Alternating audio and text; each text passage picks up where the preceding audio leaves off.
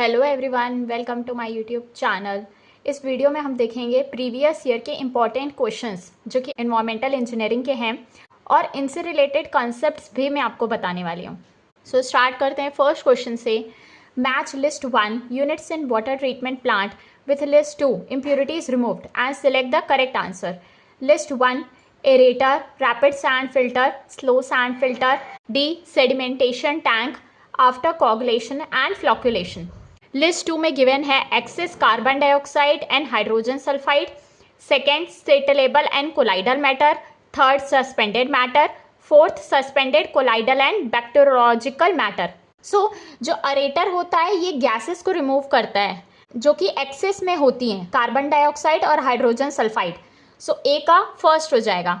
जो rapid sand filter होता है वो सिर्फ और सिर्फ सस्पेंडेड मैटर को निकालता है, क्योंकि ये फास्ट फिल्टर करता है तो सिर्फ सस्पेंडेड मैटर को रिमूव करता है। और स्लो सैंड फिल्टर जो होता है वो सस्पेंडेड के साथ साथ कोलाइडल और बैक्टीरियोलॉजिकल मैटर यानी कि हेलमिथ और जो बैक्टीरियाज होते हैं उनको भी निकालता है, क्योंकि ये स्लो प्रोसेस है। तो इसमें सब तरीके के बैक्टीरियाज रिमूव होते हैं और पार्टिकल भी रिमूव होते हैं। सो बी का थर्ड हो गया, सी का फोर्थ हो गया और डी का सेडिमेंटेशन टैंक आफ्टर कोगुलेशन और फ्लॉक्यूलेशन ये रिमूव करता है सेटलेबल और कोलाइडल मैटर जो सेटल हो जाते हैं। सो डी का सेकंड हो गया। सो यहाँ से हम ऑप्शंस मैच कर लेंगे। सो option D is the correct answer, first, third, fourth, second. Next question, which one of the following are the common problems associated with the operation of rapid sand filter? First, air binding, second, cracking of sand bed, third, bumping of filter bed, fourth, mud balls. Select the correct answer using the codes given below. So कौन कौन से problems हम देखते हैं operation में जो कि rapid sand filter में होते हैं, क्योंकि एक फिल्टर मीडिया है। सो फिल्टर मीडिया भी ख़राब होता है। सो किस किस प्रॉब्लम्स के वजह से जो ये फिल्टर में प्रॉब्लम देखी जाती है। फर्स्ट है एयर बाइंडिंग, मतलब कि एयर आपके ट्रैप होने लगते हैं फिल्टर मीडिया में। सेकेंड है क्रैकिंग ऑफ सैंड बेड, जो सैंड बेड्स हैं वो ख़राब होने लगता है। बम्पिंग ऑफ फिल्टर बेड्स, जो फिल्टर बेड है वो भी ख़राब हो जाता है। फोर्थ है मड बॉल। सो मड बॉल भी एक ऑपरेशनल प्रॉब्लम है रैपिड सैंड फिल्टर के लिए। सो इसका करेक्ट आंसर हो जाएगा option number D, first, second, third, fourth. ये पूरे ऑपरेशनल प्रॉब्लम्स क्रिएट करते हैं रैपिड सैंड फिल्टर में। नेक्स्ट क्वेश्चन, एयर बाइंडिंग में occur in A sewers, B artesian well, C aerator, D filter. So air binding किस में होती है? एयर जब फिल्टर मीडिया में ट्रैप होने लगती है और बाइंड हो जाती है, सो वो होता है एयर बाइंडिंग, जो कि देखा गया है फिल्टर में। So option D is the correct answer. Next question, which one of the following are removed by rapid sand filter from water?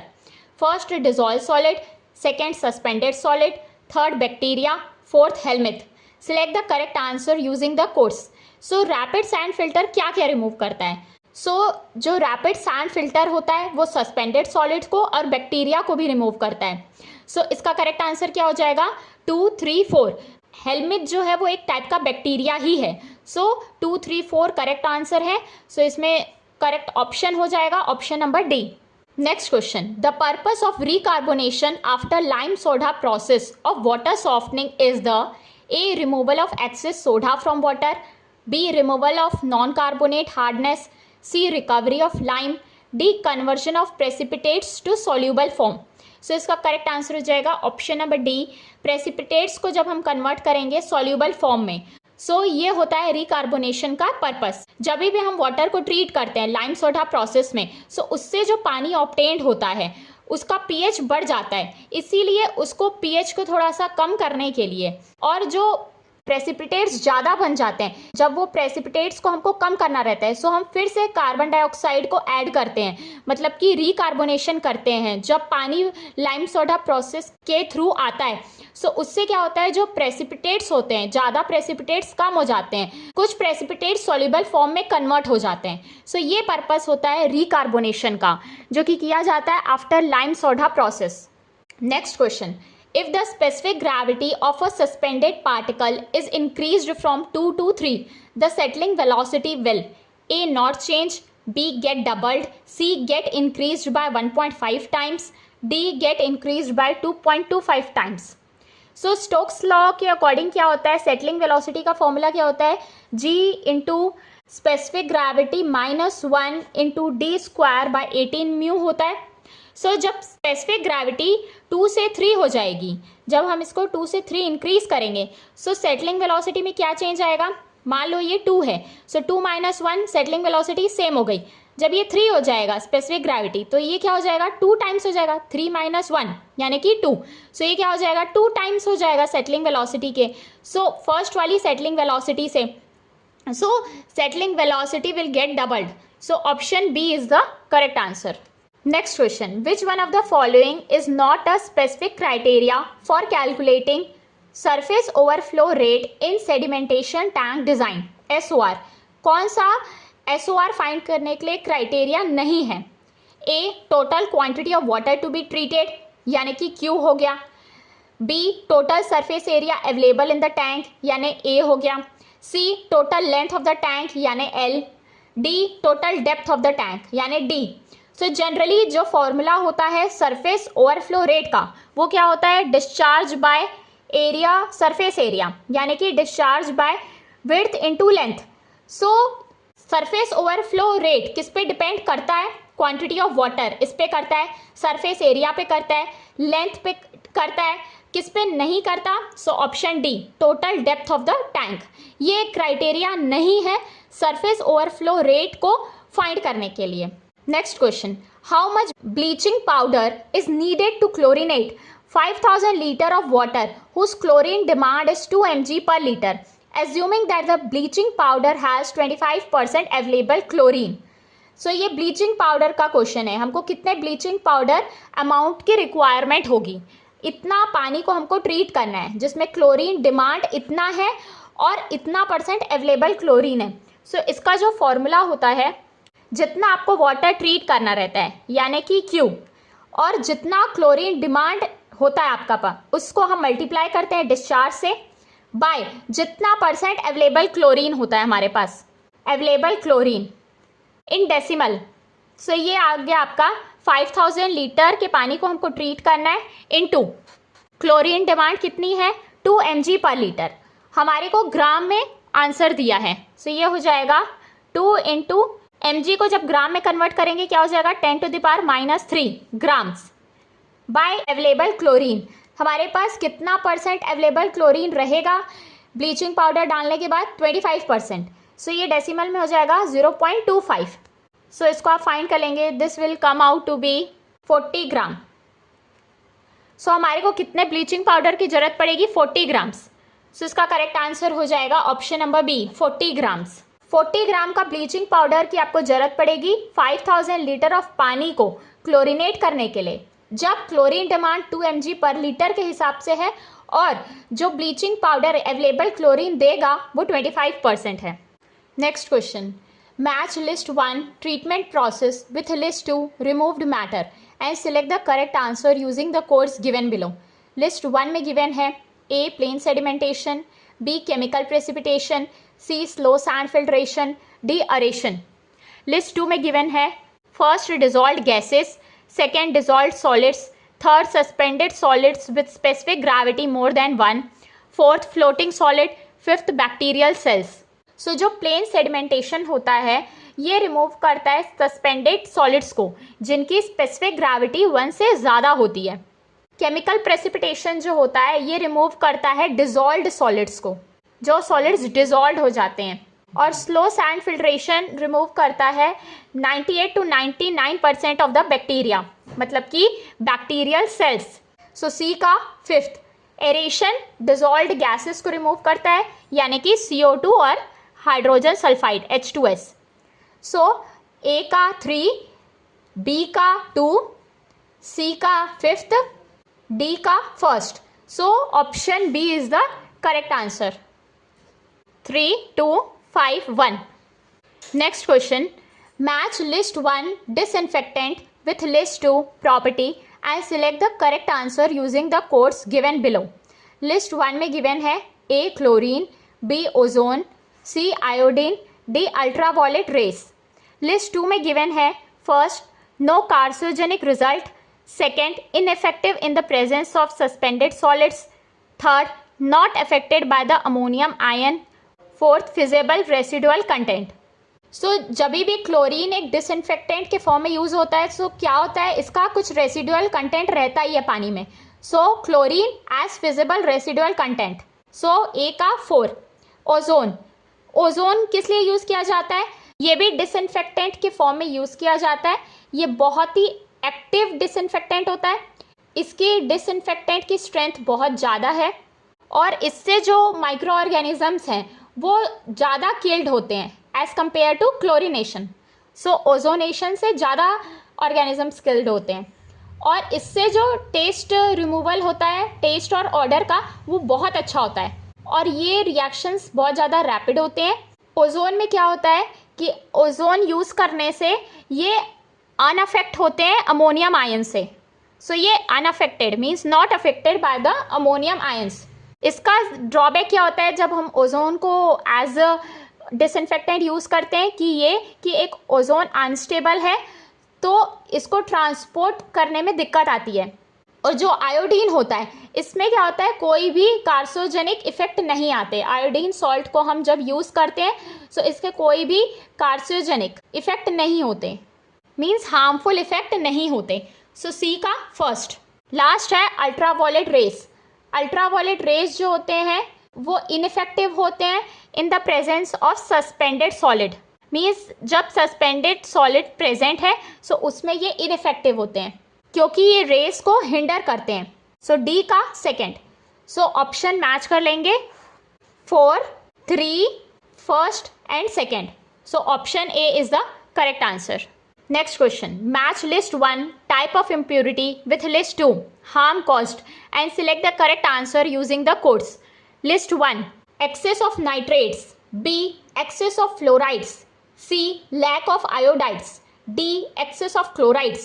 List 2 में क्या given है? brackish water, goiter, third fragile bones, 4 blue baby. कौन सी impurity से कौन सी disease cause होती है?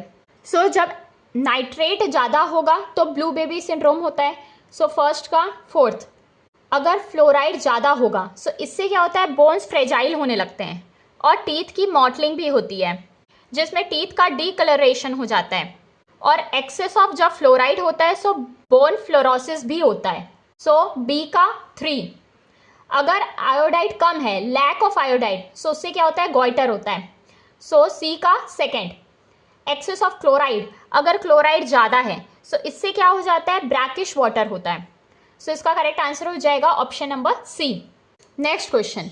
The correct sequence of treatment of typical turbid surface water is. Water treatment के लिए कौन सा सीक्वेंस फॉलो किया जाता है? इसका करेक्ट आंसर क्या है? Option number D, coagulation, flocculation, sedimentation, then filtration. Coagulation क्या होता है? ये एक ऐसा प्रोसेस है जिसमें हम कोगुलेंट्स का एडिशन करते हैं। फ्लॉकुलेशन में जो कॉलाइडल पार्टिकल्स होते हैं वो एक साथ चिपक जाते हैं। फिर सेडिमेंटेशन में क्या होता है, जो फ्लॉक्स फॉर्म्ड होते हैं वो नीचे सेटल हो जाते हैं। फिर फिल्ट्रेशन में क्या होता है, जो सेटल्ड फ्लॉक होते हैं उसका रिमूवल किया जाता है। ये करेक्ट सीक्वेंस है टर्बिड वाटर को ट्रीट करने के लिए। Coagulation, flocculation, sedimentation, then last is filtration. Next question. Match list 1 with list 2 and select the correct answer using the codes. List 1 A primary sedimentation, B coagulation, C flocculation, D secondary sedimentation. List 2 में क्या given है? Differential settling, second hindered settling, third charge neutralization, fourth growth of flocks, fifth flow through velocity. Primary sedimentation में क्या होता है, इसमें हम raw sewage के ऑर्गेनिक जो सस्पेंडेड पार्टिकल्स होते हैं उसको निकाला जाता है। ये क्या है, प्राइमरी सेडिमेंटेशन में क्या होता है, डिफरेंशियल सेटलिंग होती है। कोगुलेशन में क्या होता है, कोगुलेट्स का फॉर्मेशन होता है और जिस प्रोसेस से ये फॉर्मुलेट होते हैं वो होता है चार्ज न्यूट्रलाइजेशन। जब दोनों आयंस का चार्ज न्यूट्रलाइज होता है वो होता है कोगुलेशन के प्रोसेस में। बी का 3। फ्लॉकुलेशन, फ्लॉकुलेशन में फ्लॉक्स का फॉर्मेशन होता है, मतलब कि ग्रोथ ऑफ फ्लॉक्स। सी का 4th। लास्ट है सेकेंडरी सेडिमेंटेशन। सेकेंडरी सेडिमेंटेशन कब होता है, ये एक हिंडर्ड सेटलिंग होती है जब large number of particles settle होते हैं, बहुत सारे पार्टिकल्स, ये होता है सेकेंडरी सेडिमेंटेशन टैंक में। यानी कि सेकेंडरी सेडिमेंटेशन टैंक में हिंडर्ड सेटलिंग होती है जो कि लार्ज नंबर ऑफ पार्टिकल्स जब होते हैं उनका रिमूवल होता है जिसमें। सो डी का सेकेंड। सो इसका करेक्ट आंसर हो जाएगा option number B, 1, 3, 4 then 2। Next question, the design overflow rate of a sedimentation tank is chosen considering A flow rate through the tank, B diameter of the particle intended to be removed, C volume of the sedimentation tank, D detention time in the tank. So इसका correct answer क्या हो जाएगा, diameter of the particle intended to be removed. So option B is the correct answer. जो design overflow rate होता है sedimentation tank का, वो किस पे डिपेंड करता है कि डायमीटर जो है पार्टिकल जो हमको रिमूव करना है उनका डायमीटर क्या है, यानी कि सेटलिंग वेलोसिटी वीएस। ये फॉर्मूला क्या है, g-1 into D square by 18 mu. So ये किस पे डिपेंड करता है, डी पे, जिस डायमीटर का पार्टिकल हमको रिमूव करना है।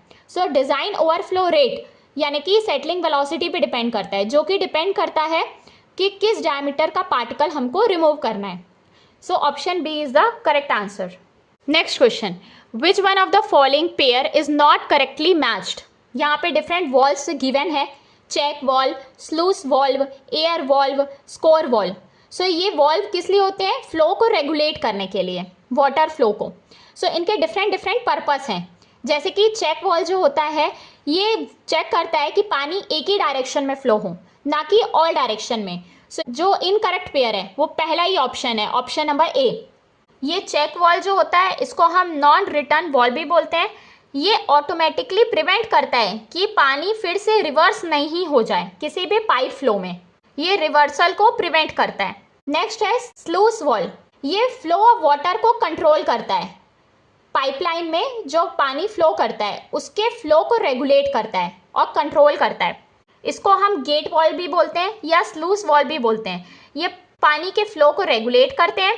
नेक्स्ट है एयर वॉल्व। एयर वॉल्व ये फिटेड रहते हैं इसीलिए ताकि एक्यूमुलेटेड एयर जो है हमारे पास उसको बाहर निकाल सकें, रिलीज कर सकें, to release the accumulated air. जब पाइपलाइन एयर से फिल्ड हो जाती है सो उसको निकालने के लिए एयर वॉल्व दिया जाता है।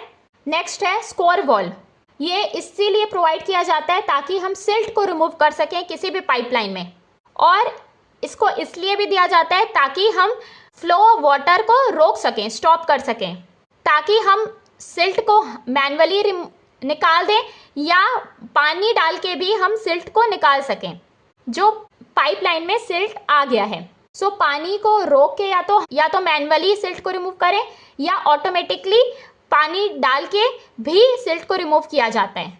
वो सिल्ट रिमूवर होता है स्कोर वॉल्व से।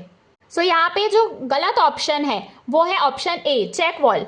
ये यूज किया जाता है वाटर फ्लो को एक ही डायरेक्शन में करने के लिए। Next question, match list 1 with list 2 and select the correct answer. List 1, list 2। List 1 में हमारे पास different water distribution system given है, जैसे कि A dead end system, B grid iron system, C ring system, D radial system. List 2 में इनके purpose given है, यानी कि first equal pressures and multiple flow path, B both economy and reasonably equal pressures, third economy and simplicity, fourth zonal distribution. So कौन सा sentence best describe करेगा in water distribution system को। So first है dead end system, इसको हम tree system भी बोलते हैं। इसमें एक मेन पाइपलाइन होता है जहां से पानी डिफरेंट सबमरीन में बाइफरकेट करता है और फिर सब मेन से डिफरेंट लैटरल्स में जाता है। सो ये जो सिस्टम है ये पुराने टाइप का सिस्टम है जो कि इकोनॉमिकल होता है और सिंपल होता है। सो ए का third, economy and simplicity. Design करना इससे बहुत इजी होता है, चीप होता है, सिंपल होता है, लेकिन इसमें क्या होता है, डेड एंड्स होते हैं। सो जो फ्री सर्कुलेशन होता है पानी का वो नहीं हो पाता। नेक्स्ट है ग्रिड आयरन सिस्टम। इसमें क्या होता है, जो पानी सप्लाई होता है इसमें मेंस भी होता है, ब्रांचेस भी होते हैं और लैटरल्स भी होता है, ये आपस में इंटरकनेक्टेड होते हैं। सो इसीलिए इसमें डेड एंड्स नहीं होते, मतलब जो इसमें ड्रॉबैक है डेड एंड आता है वो इसमें डेड एंड नहीं आ पाता। और वाटर एक जगह पे पहुंचने के लिए उसके 2-3 रास्ते होते हैं पानी आने के, मतलब कि पानी एक लोकेशन में पहुंचता है एक से ज़्यादा रूट से, और जो प्रेशर होता है ग्रिड सिस्टम में वो इक्वल होता है। सो इसका क्या हो जाएगा, बी का first, equal pressures and multiple flow path. इसका थर्ड हो गया, इसका फर्स्ट हो गया। नेक्स्ट है हमारे पास रिंग सिस्टम। इसमें क्या होता है, एक मेन पाइप होता है, पूरे एरिया के लिए एक मेन पाइप होता है और इसके स्मॉलर ब्रांचेस होते हैं, मीन्स छोटे छोटे ब्रांच होते हैं और लेटरल्स होते हैं और इसमें कम वॉल्स होती हैं। वॉल्स जो पानी को फ्लो को रेगुलेट करती हैं वो कम होती हैं, इसीलिए ये सस्ता होता है as compare to grid and system.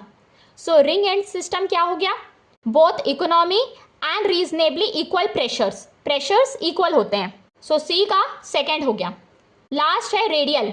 Radial में क्या होता है, ये एक टाइप का जोनल डिस्ट्रीब्यूशन है, मीन्स एक बड़े एरिया को हम डिवाइड कर देंगे डिफरेंट जोन्स में। इस तरीके से हम जोन में डिवाइड कर दिए, फिर हर एक जोन के सेंटर में एक डिस्ट्रीब्यूशन रिजर्वायर होता है। हर एक जोन के सेंटर में एक डिस्ट्रीब्यूशन रिजर्वायर रहता है जहाँ से पानी जाता है। सो ये एक रेडियल टाइप का सिस्टम है, रेडियली पानी फ्लो करता है डिफरेंट एरिया में, एक जोन से डिफरेंट एरिया में पानी फ्लो करता है। सो रेडियल सिस्टम एक टाइप का जोनल डिस्ट्रीब्यूशन सिस्टम है। सो डी का 4 हो गया। सो 3, 1, 2, 4। सो इसका करेक्ट आंसर हो जाएगा option number C, 3, 1, 2, 4। Next question, which one of the following is the purpose of providing a surge tank in a pipeline carrying water. Pipeline जो पानी को कैरी करता है उसमें सर्ज टैंक क्यों बनाया जाता है? A, to store water, B, to increase the pressure throughout the pipeline, C, to store overflowing water, D, to protect the pipeline against water hammer. So इसका करेक्ट आंसर है option number D, to protect the pipeline against water hammer. Water hammer से बचाने के लिए हम surge tank provide करते हैं। ये at the end of the line में प्रोवाइड किया जाता है, जहाँ पे वाटर हैमर बन जाता है जब हम पानी का रैपिड क्लोज कर देते हैं वॉल्व को। जब हम किसी वॉल्व को रैपिड क्लोज कर देते हैं तो क्या होता है, वाटर हैमर क्रिएट हो जाता है, वाटर वहाँ पे रुक जाता है अचानक से। सो उससे प्रोटेक्ट करने के लिए हम सर्ज टैंक प्रोवाइड करते हैं। जब पानी को अचानक रोक देंगे तो एक टाइप का प्रेशर, एक टाइप का शॉक क्रिएट होगा जिसमें एक हैमर की तरीके के साउंड आएगी, जैसे कि उसको बोलते हैं वाटर हैमर। सो उससे क्या होता है, पाइप डैमेज और रप्चर हो सकता है, इसीलिए उससे बचाने के लिए हम सर्ज टैंक को प्रोवाइड करते हैं। Next question, the purpose of providing a balancing reservoir in a water supply distribution system is to A, equalize pressure in the distribution system, B, store adequate quantity of water to meet requirements in case of breakdown of inflow, C, store adequate fire fighting reserve, D, take care of fluctuations in the rate of consumption. So इसका correct answer क्या हो जाएगा, option number D, take care of fluctuations in the rate of consumption. जो पानी को use करने में fluctuation आ रहा है, सो उसको मेंटेन करने के लिए हम एक बैलेंसिंग रिजर्वायर प्रोवाइड करते हैं। जो बैलेंसिंग रिजर्वायर होता है वाटर सप्लाई डिस्ट्रीब्यूशन में, वो इसीलिए प्रोवाइड किया जाता है ताकि हम फ्लक्चुएशंस को ध्यान में रख सकें इन द रेट ऑफ कंजप्शन। जब पानी यूज़ होता है तो उसके फ्लक्चुएशंस को देखने के लिए बैलेंसिंग रिजर्वायर प्रोवाइड किया जाता है। सो टोटल स्टोरेज किसके इक्वल होता है, balancing storage plus breakdown storage plus fire storage. और जो बैलेंसिंग रिजर्वायर होता है वो वाटर सप्लाई डिस्ट्रीब्यूशन सिस्टम में पानी के लिए एक बैलेंस क्रिएट करता है। मीन्स कभी जब पानी ज़्यादा आ जाए तो उसके लिए एक्स्ट्रा पानी को इकट्ठा करता है और कभी पानी कम पड़ जाए, सो उस पानी को सप्लाई करने के लिए जो वाटर की रिक्वायरमेंट होती है वो फुलफिल की जाती है एक बैलेंसिंग रिजर्वायर से। ये एक ऐसा रिजर्वायर है जो वाटर सप्लाई डिस्ट्रीब्यूशन सिस्टम में पानी की नीड को बैलेंस करता है। Next question, match list 1 valves with list 2 uses and select the correct answer. List 1, sluice valve, check valve, C, air inlet valve, D, ball valve. List 2, used where gravity flow is required through pipeline. Second, used to maintain constant level of water. Third, used for reversal of flow. Fourth, used for isolating.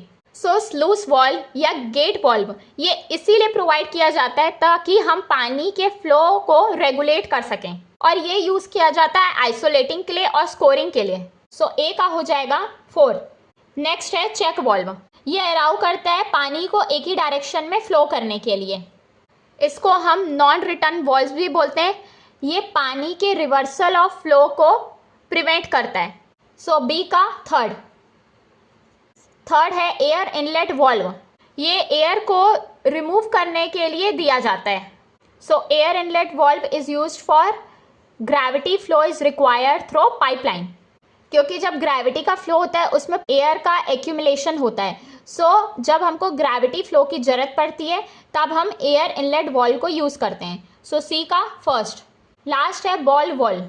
ये use किया जाता है तब जब हमको पानी का एक कांस्टेंट लेवल को मेंटेन करना रहता है, use to maintain constant level of water. So इसका सेकेंड। सो करेक्ट आंसर हो जाएगा option number D 4312। Next question, which one of the following test employs ferroin indicator. Ferroin indicator किस test में use किया जाता है? A chemical oxygen demand, B ammonia nitrogen, C nitrate nitrogen, D fluoride. So ferroin indicator use किया जाता है chemical oxygen demand के test में। So option A is the correct answer. अगर आपको मेरा वीडियो पसंद आया सो प्लीज़ वीडियो को लाइक करें एंड मेरे चैनल को सब्सक्राइब करें। Thank you.